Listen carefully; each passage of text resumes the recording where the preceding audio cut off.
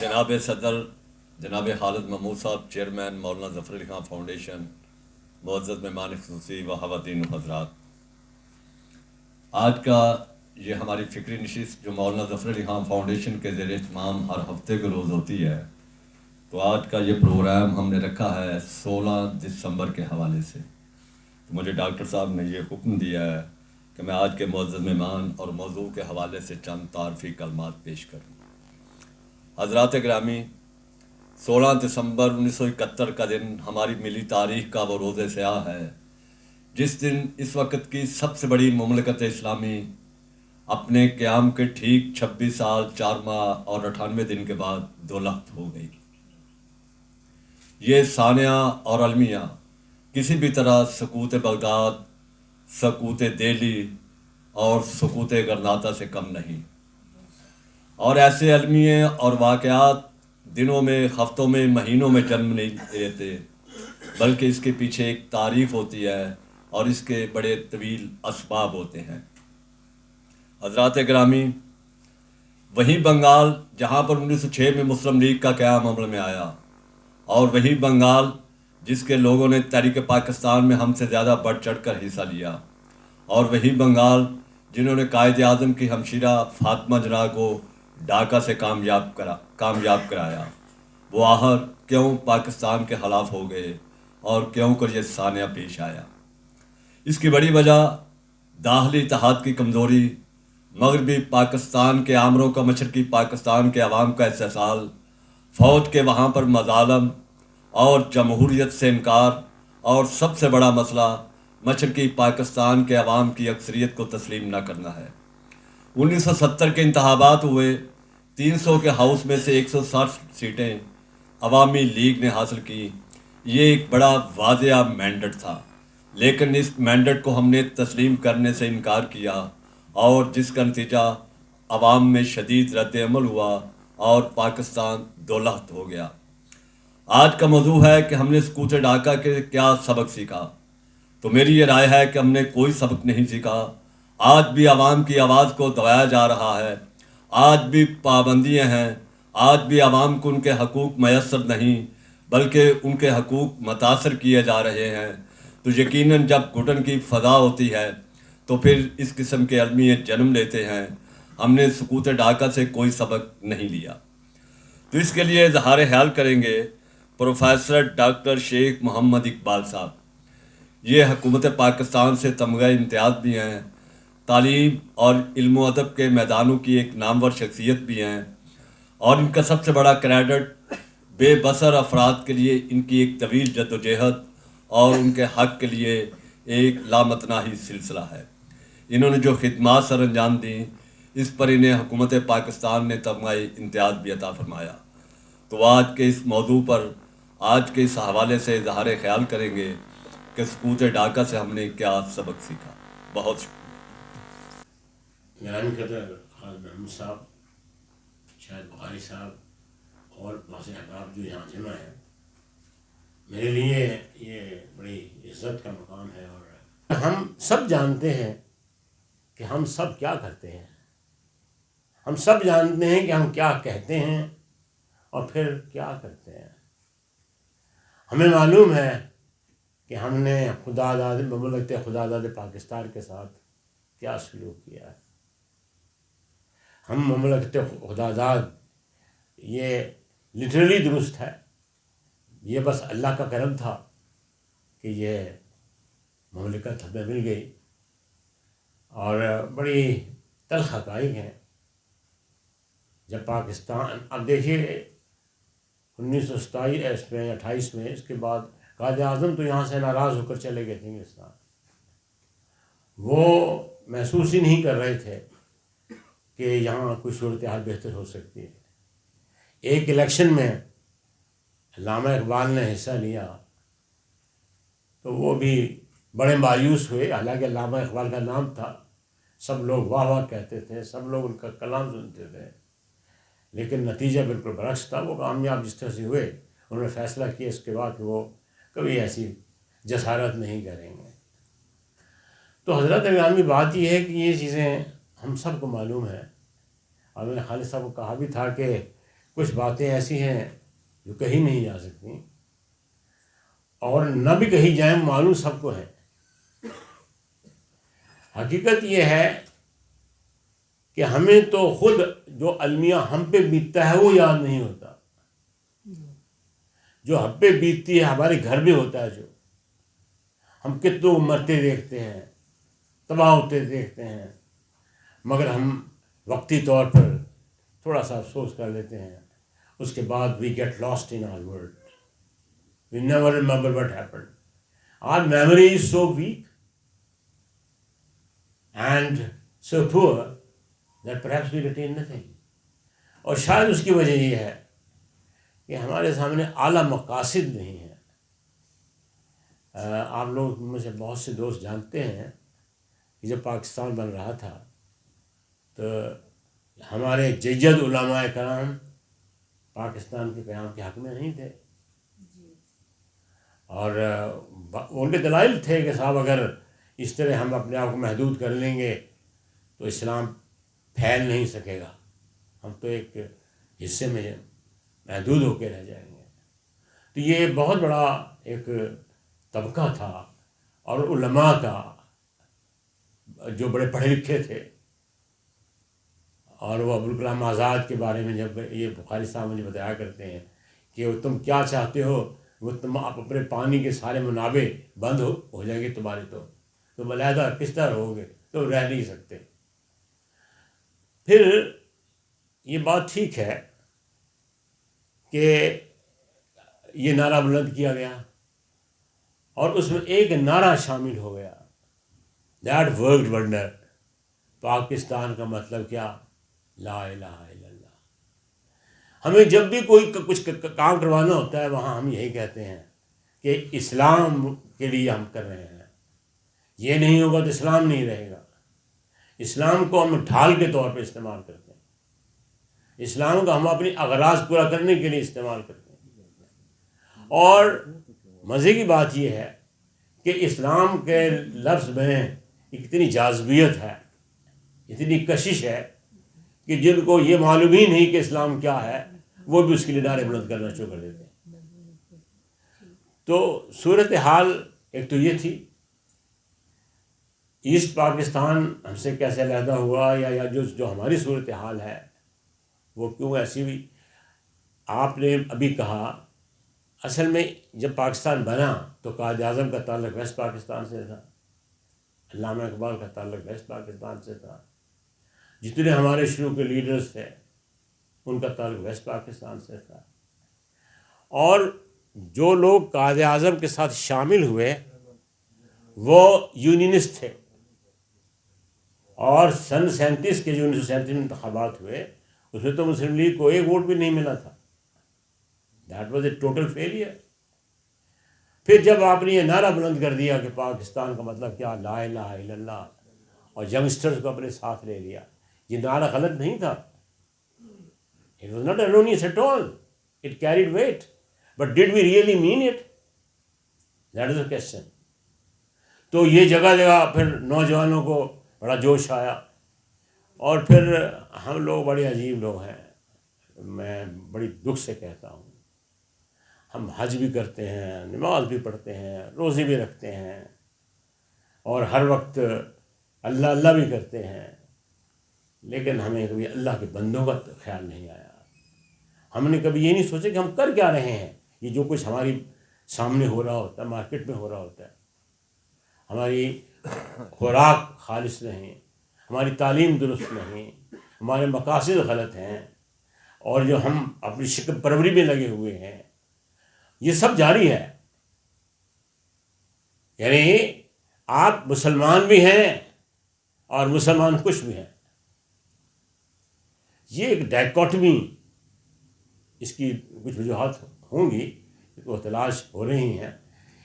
ایک تو یہ تھی کہ جب قائد اعظم نے یہ بیڑا اٹھایا اور قرارداد پاکستان اے کے فضل الحسن نے، جو کہ ایسٹ پاکستان کے ہی تھے، پیش کیا، اور یہ نعرہ بلند ہو کے پاکستان کا مطلب کیا، وہ بشیر الدین نے جب یہ لکھا ترانہ، تو لوگ ظاہر عوام الناس اسلام کے نام پر مر ضرور سکتے ہیں، اسلام کا قوانین پہ عمل بالکل نہیں کریں گے. یہ میں نے بہت کم لوگ دیکھے ہیں جو who are actually acting upon the spirit of اسلام. یعنی آپ نے داڑھی بھی رکھی ہوئی ہے، آپ بہت سادہ نظر ہیں، سادہ دل ہیں، لیکن وہ ایک صاحب نے لکھا تھا، وہ یار جلدی کر، میں نا ذرا نماز پڑھا ہوں، تو اس میں مرچوں میں یہ ملائی جا، اور تاکہ میرا کام ہوتا رہے، دودھ میں پانی ڈال دو. آپ یہ ابھی وہ ٹھنڈا گوشت جو آپ بیچتے ہیں، وہ مرغیاں مرتی ہیں، ان کو آپ بیچنا شروع کر دیتے ہیں، ساتھ ہی نماز پڑھتے ہیں، روزہ رکھتے ہیں، کئی حج کیے ہوتے ہیں، میں ہر ایک کو دیکھتا ہوں. تو یہ کیا ہے؟ ہم یا تو ہمیں کوئی ایسے گائیڈ نہیں ملے، لیکن ہمارے سب سے بڑے گائیڈ تو نبی صلی اللہ علیہ وسلم تھے اور ہے. Did we follow in his footprints? سیرت نبی پہ ہم میں سے کتنے لوگ ہیں جو عمل کرتے ہیں؟ عفو درز گزر سب سے بڑا اصول تھا نبی صلی اللہ علیہ وسلم کا. ہم کتنے ہیں جو عفو درز گزر سے کام لیتے ہیں؟ ہم تو روزانہ ہمارے ہاتھ میں تلواریں، تیر، بم اور ایک دوسرے کو مارنے کے لیے تیار رہتے ہیں. تو یہ ایک صورتحال یہاں پیدا ہوئی کہ ہم بعض دوست تو اس لیے مسلمان ہو گئے کہ ان کے ماں باپ مسلمان تھے، تو پھر کیا کرتے، مسلمان ہو گئے، بن گئے. وہ شعوری طور پر کتنے لوگ ہیں جنہوں نے 18-20 سال کی عمر میں شعوری طور پر اسلام قبول کیا ہو؟ We are simply born in a Muslim family and we call ourselves to be Muslims. No, وہ کیا اقبال کا شعر تھا نا کہ زبان نے کہہ بھی دیا لا الہ تو کیا حاصل، دل و دماغ مسلمان ہیں تو کچھ بھی نہیں. بات تو یہ تھی کہ ہمارا دل و دماغ مسلم ہوتا، وہ کیوں نہیں ہوا؟ اس میں کون ہوز ایٹ فالٹ؟ ظاہر وہ لوگ ہیں جنہوں نے مذہب کا بیڑا اٹھایا، مذہب کے نام پہ بڑی بڑی مسجدیں بنائیں، بڑے بڑے جلسے کیے اور بڑی بڑی انعامات پائے. وہ لوگ اس کے ذمہ دار تھے. دیکھیے، آپ کبھی بھی آپ پر اثر نہیں ہو سکتا جب تک کہ بولنے والا، آپ کو یقین نہ ہو کہ یہ بولنے والا جو بول رہا ہے اس پہ عمل بھی کرتا ہے. There must be models and we lack models. آپ ٹھیک ہے ہمارے ساتھ رسول اللہ تو ہے، لیکن مزے کی بات یہ ہے کہ نبی صلی اللہ علیہ وسلم کی جب ہم بات کرتے ہیں تو کہتے ہیں او جی او تو نبی صلی اللہ علیہ وسلم جی سیدھا گناہ گار بندے ہیں. اور وہ نبی صلی اللہ علیہ وسلم آئی بھیجے اس لیے گئے تھے، وہ ہمارے لیے he was a model for us. اور ہم کہتے ہیں کہ نہیں، ہم نے نبی صلی اللہ علیہ وسلم کو شاید اپنے آپ ہی میں سے نہیں سمجھا، بعض نے اپنے آپ ہی سے نکال دیا. How sad, how pathetic, how tragic it is that who was our model? He was deemed to be something supernatural. اگر کوئی سپر نیچرل پاور ہو، وہ کوئی کام کرتے وہ تو کوئی کام نہیں ہوتا. اسے کیا، اس کے پاس سپر نیچرل پاورز ہیں. لیکن نبی صلی اللہ علیہ وسلم نے جس نے اپنی زندگی کا آغاز کیا، جو مصائب انہوں نے برداشت کیا، جو اصول انہوں نے وضع کیا، ان پر عمل کیا، اور یہ ثابت کر کے دکھا دیا کہ ایک انسان، ایک اچھا انسان، خدا ترس انسان، انصاف پسند انسان، دوسروں کا خیال رکھنے والا، دوسروں سے محبت کرنے والا ہو سکتا ہے. تو یہ ہم صورتحال ایسی ہوئی کہ ہم وی لیک ماڈلس.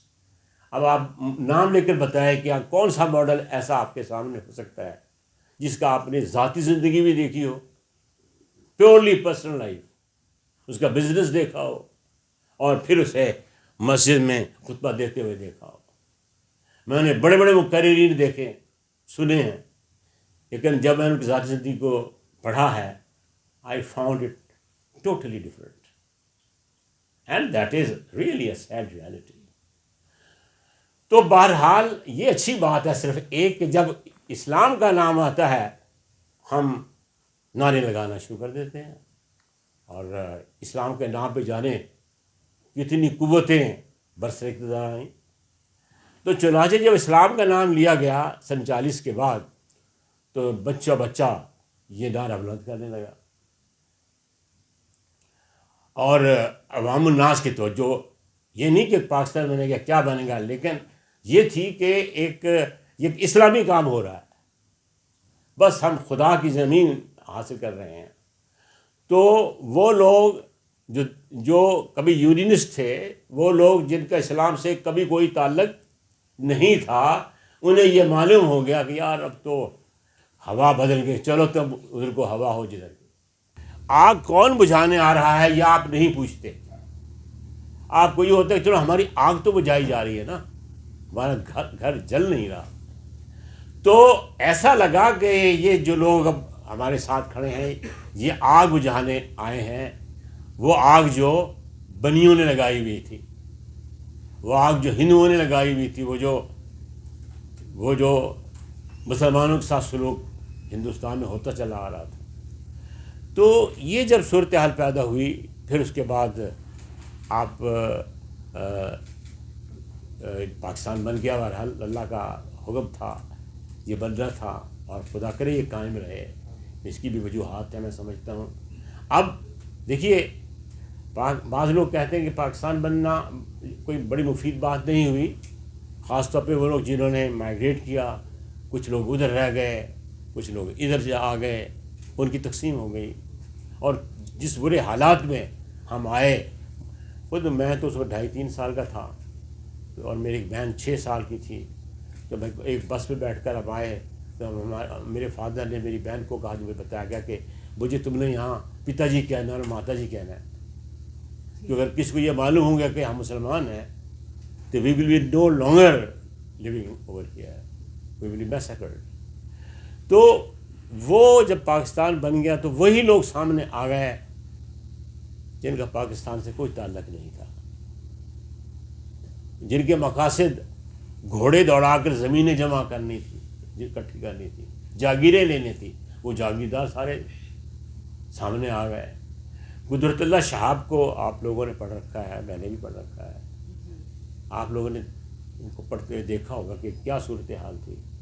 اور پھر وہ منٹو، سعادت منٹو نے بہت سے افسانے جو لکھے ہیں کہ پاکستان بنتے ہی وہ اللہ کے نیک بندے جو اللہ اللہ کر رہے تھے، وہ بچیوں کو عصمتیں لوٹنے لگ گئے. جو خوراک، جو بلینکٹس، جو اسسٹنس جو لوگ آئے تھے ان کو مل رہی تھی، وہ گھر جانے لگ گئے جسٹ آفٹر 1-2 months.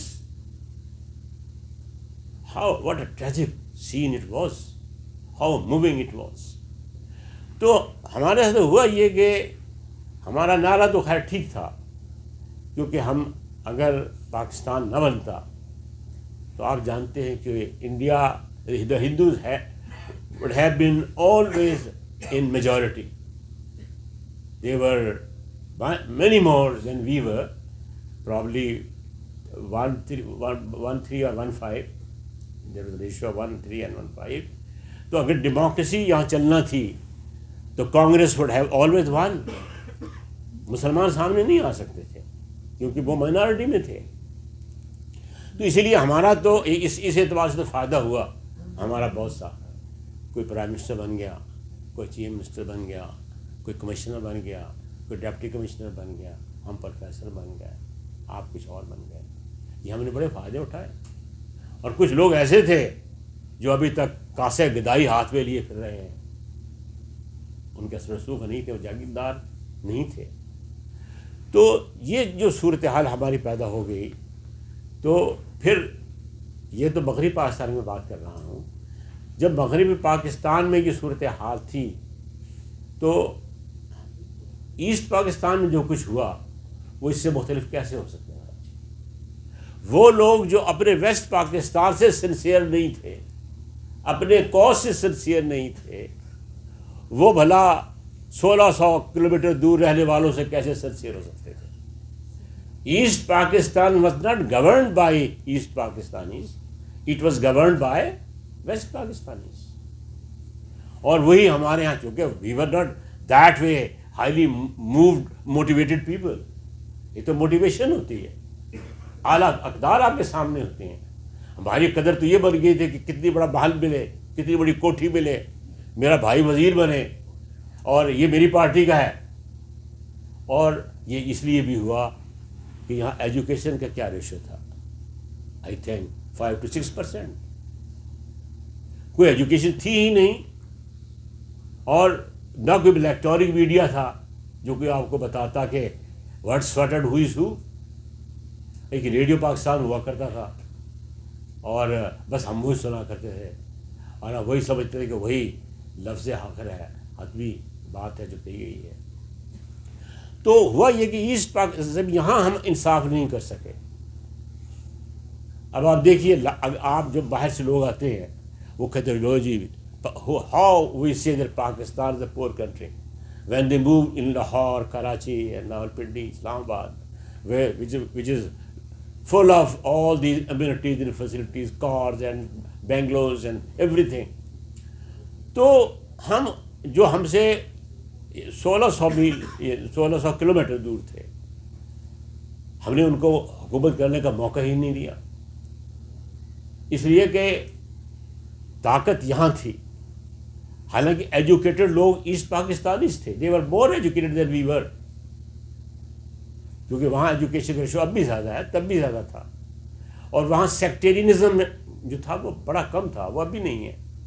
یہی وجہ ہے کہ وہاں کوئی ماشاء اللہ امپوز نہیں ہوئی، اور اب بھی ان کی اکانومی ہم سے بہتر ہو گئی ہے. اس لیے کہ ہم حال یہ ہے کہ ایک بھائی دوسرے بھائی کا حق نہیں دیتا، مرد کبھی کوئی بھائی اپنی بہنوں کا حق نہیں دیتا. تو یہ عجیب بات یہ ہے، اس کی وجوہات اب آپ سب جانتے ہیں. مجھے آپ کے سامنے بات کرتے ہوئے لگ یہ رہا ہے کہ شاید میں آپ کو کوئی نئی بات تو بتا نہیں رہا، یہ باتیں آپ سب جانتے ہیں. they're crystal clear, no ambiguity in that whatsoever. تو جب یہاں قائد اعظم تو بہت شریف آدمی تھے، بچارے سیدھے سے آدمی تھے، میں بتاؤں آپ کا بھی یہ خیال ہوگا.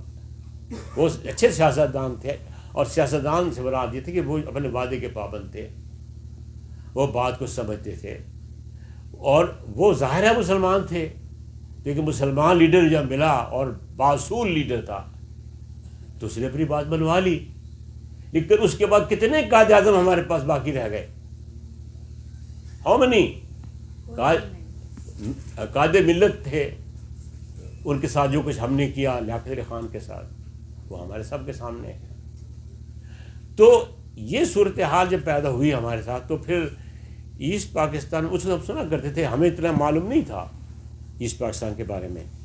تو لیکن بعض لوگ کہا کرتے تھے کہ وہاں تو بنیادی ضرورتیں ہی نہیں پوری کی جا رہی، وہاں پیسہ ہوتا ہے پٹسن وہاں کی بکتی ہے، استعمال وہ اس طرح ہوتی ہے. ان کے پاس نہ فوج ہے، نہ ان کو کوئی اکنامک فیسلٹیز دی گئی ہیں، نہ کوئی ایجوکیشن کا بہتر انتظام کیا گیا ہے. ادھر وہاں سارے ہندو ٹیچرز موجود، اور پھر east Pakistan was surrounded by the Indians and the ocean. Ocean was also one of the Indians. So how could we be fair to that part which was 16? Actually, there was a slogan of pan-Islamism کہ ہم جہاں بھی ہوں، بس یہاں رہ رہے ہوں وہاں جیسے خلافت عثمانیہ تھی، وہ تو چلتی اس لیے رہی تھی کہ وہ خلافت کیا تھی؟ جب کوئی بادشاہ بنتا تھا تو وہ ایک ان کے لیے کچھ تحائف بھیج دیتے تھے خلیفہ صاحب کے لیے، اور پھر جو چاہتے کرتے تھے، جس طرح چاہتے وہ کرتے تھے. یہ جتنے لوگ یہاں محمود غزنوی کے بعد غوری یہ لوگ جتنے بھی آئے ہیں، یہ کہاں سے آئے تھے؟ باہر سے آئے تھے. ان کا تو انڈیا سے تعلق ہی کوئی نہیں تھا، یہاں کی سوائل سے کوئی تعلق نہیں تھا. تو ہماری صحیح ایجوکیشن نہیں ہو سکی. اور مسلم لیگ کس لیے بنی تھی آپ جانتے ہیں؟ 1906 میں بنی. اس کا مقصد حصول پاکستان نہیں تھا، اس کا ایک مقصد یہ تھا کہ انگریزوں کے ساتھ اچھے تعلقات قائم کیے جائیں، تاکہ کانگریس صرف تعلقات نہ بڑھا لے، ہم اس کو یوٹیلائز کریں. شروع میں تو مقصد یہی تھا، اور یہی آپ جانتے ہیں کہ لکھنؤ پیکٹ ہوا اور قائد اعظم کانگریس کے ممبر رہے. صرف علامہ اقبال تھے جنہوں نے 1907 میں یہ کہا تھا کہ مجھے یقین ہے کہ اب ہندو اور مسلمان اکٹھے نہیں رہ سکتے. یا اس سے پہلے زبان کے حوالے سے سر سید احمد خان نے 1867 میں کوئی کمشنر تھے، کیا علاقہ تھا وہ، تو ان کو کہا کہ جب وہ دیوناگری میں اردو لکھنا چاہتے تھے تو سر سید نے کہا کہ اب ہندو اور مسلمان اکٹھے نہیں رہ سکتے، اسی لیے سر سید نے منع کیا تھا مسلمانوں کو کہ وہ کانگریس کو جوائن مت کریں. لیکن قائد اعظم کا خیال تو بہت دیر تک یہ رہا کہ ہم اکٹھے رہیں گے. He was supposed to be an ambassador of peace, اور ہمارا تو علیحدہ ہونے کا کوئی ارادہ اتنا زیادہ نہیں تھا. اگر آپ 1930 کا خطبہ پڑھیں الہ آباد کا علامہ اقبال کا، تو علامہ اقبال نے بالکل سیپریٹ پاکستان کو کہیں ذکر نہیں کیا. پاکستان کا لفظ خیر آیا ہی بعد میں ہے.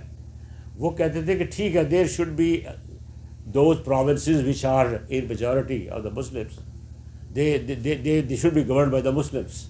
So there can be a Muslim area within British rule or without British rule. There was no idea of a complete and independent state.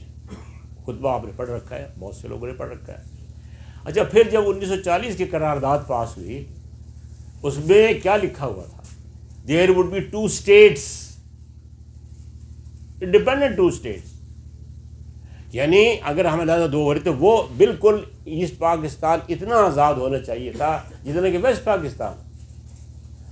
وہ آئیڈیا ایک کو فیڈریشن کا تھا، فیڈریشن کا نہیں تھا. لیکن بعد جو اسٹیٹس کا لفظ، ٹو اسٹیٹس کا لفظ ختم کر دیا گیا. اور پھر کانگریس نے مذاق اڑانا شروع کر دیا، لو جی ان کا تو پاکستان بن گیا ہے. وہ رحمت علی نے، چودھری رحمت علی صاحب نے جو لکھا تھا ناؤ اور نیور، تو اس میں لفظ پاکستان انہوں نے استعمال کیا تھا جو کہ مسلم لیگ نے قبول نہیں کیا تھا.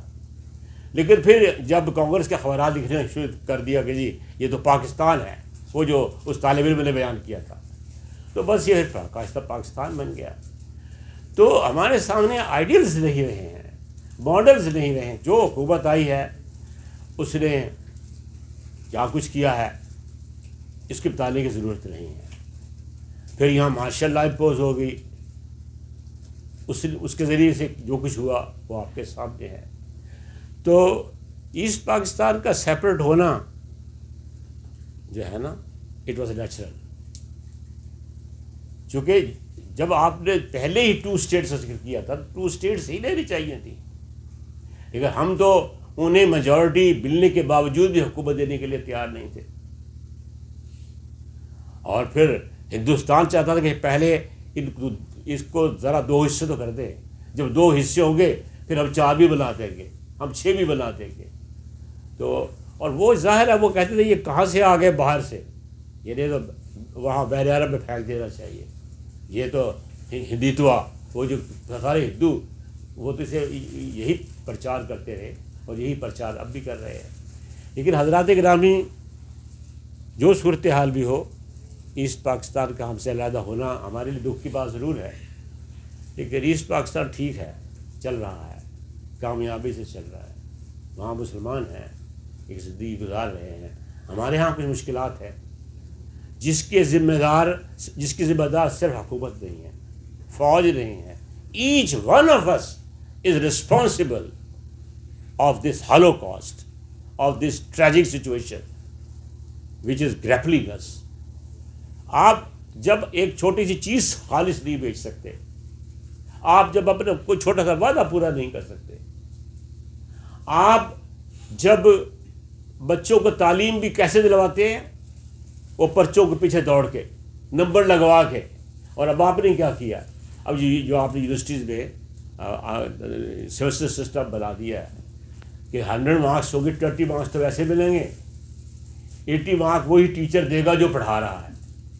تو حکومت کا فائدہ یہ ہوا کہ ایک تو کیمپس ٹربلز ختم ہو گئی، اور دوسرا یہ ہوا کہ ریونیو ملنا شروع کر. پیسے کی ضرورت ہی نہیں ہے، بچوں سے پیسے اکٹھے کرو اور ان کو degree they do.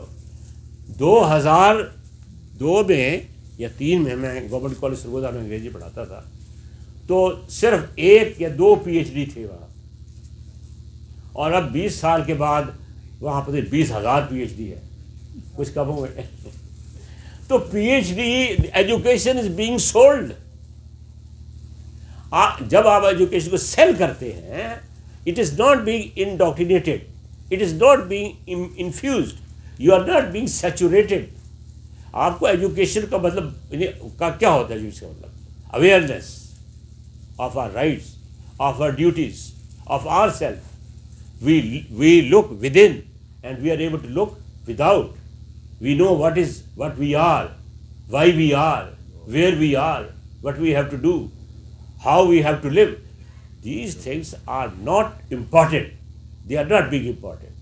Education is simply a game of getting degrees. اور جو ڈگری مل جائے تو پھر بھی آپ کو جاب نہیں ملے گا جب تک کہ ہمارے بڑے سیاستدان اس کی طرف اس کو کمنٹ نہیں کر دیں گے. نتیجے کیا نکل رہا ہے؟ Your youngsters are flying away from Pakistan. They find no future in Pakistan. And God forbid that we will face other tragedies. Otherwise, we Muslims who are called, even if we convert ourselves into Hindus, the Hindus will never spare us. تم تو بھائی اب convert ہوئے گے نا, خدا نہ کرے, God forbid ایسا ہو جائے. ہمارے پاس اب کوئی گنجائش نہیں ہے سوائے اس کے کہ ہم اپنا احتساب کریں مخلصانہ طریقے سے, اور ہر فرد اپنا فرض ادا کرے. میں اگر ٹیچر ہوں, I should see whether I am giving the education which is worth giving, whether I am fulfilling my duty. ہمارا مزہ یہ ہے کہ جو بندہ بیٹھتا ہے وہ دوسروں کا قصور نکالنا شروع کر دیتا ہے. وہ جی یہ وکیل ایسے ہیں, وہ جی کلارک ایسے ہیں, وہ جی بزنس مین ایسے ہیں, اور تم کیا ہو؟ ہاتھ پہ ہاتھ دھرے منتظر پھرتا ہو. بہت شکریہ. تو تھینک یو ویری مچ.